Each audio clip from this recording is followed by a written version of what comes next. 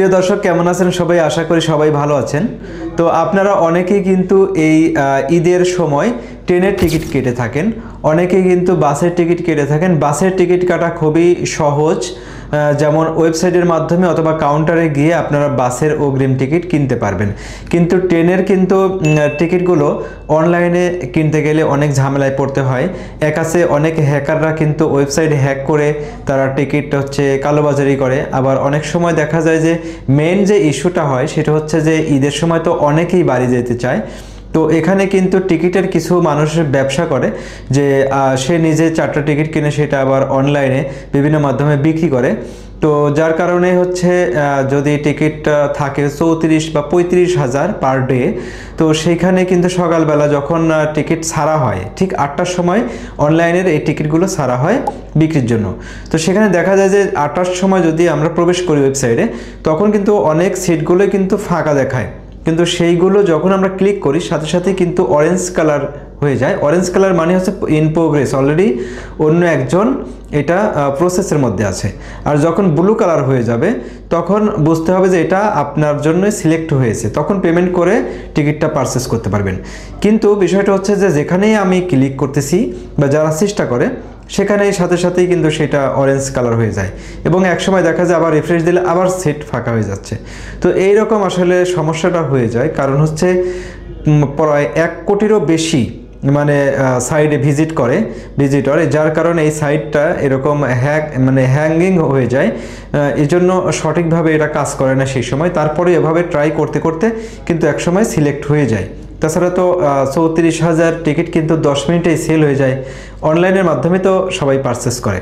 তো সেই জন্য আপনাকে কি করতে হবে, আপনি যদি এখানে রেজিস্ট্রেশন না করে থাকেন, অলরেডি যারা রেজিস্ট্রেশন করে রাখছেন ট্রেনের ওয়েবসাইটে তাদের জন্য তারা তো জানেন, আর যারা রেজিস্ট্রেশন করেননি তারা রেল সেবাতে আপনারা রেজিস্ট্রেশন করবেন।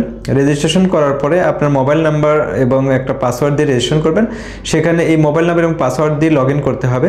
লগ ইন করার পরে আপনি যখন টিকিট কাটবেন, 8টায় টিকিট ছাড়বে, আপনাকে 7:55 ওয়েবসাইটে ঢোকে রেডি হয়ে থাকতে হবে এবং সব কোথা থেকে কোথায় যাবেন এটা সিলেক্ট করে রাখতে হবে। তারপরে জাস্ট যখন 8টা বেজে যাবে তখনই আপনাকে সার্চ করতে হবে, তখনই দেখতে পারবেন যে প্রত্যেকটা ট্রেনের টিকিট দেখাচ্ছে।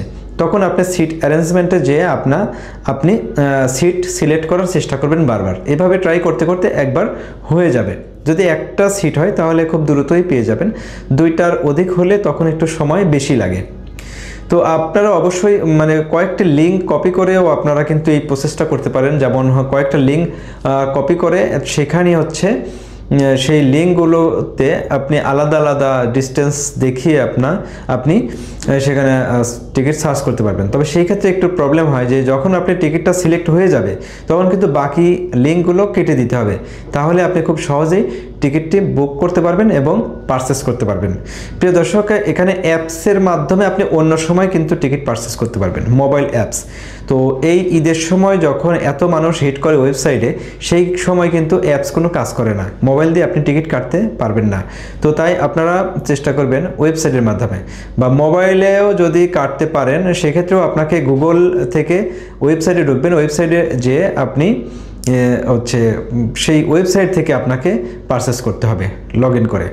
তো প্রিয় দর্শক, আমি যে মোবাইলে যে স্ক্রিন রেকর্ডিংটা দেখালাম আপনি দেখতে পেলেন যে সেখানে বারবার সিলেক্ট করার পরে কিন্তু সেটা আসলে সিলেক্ট হয় না মোবাইল অ্যাপস দিয়ে।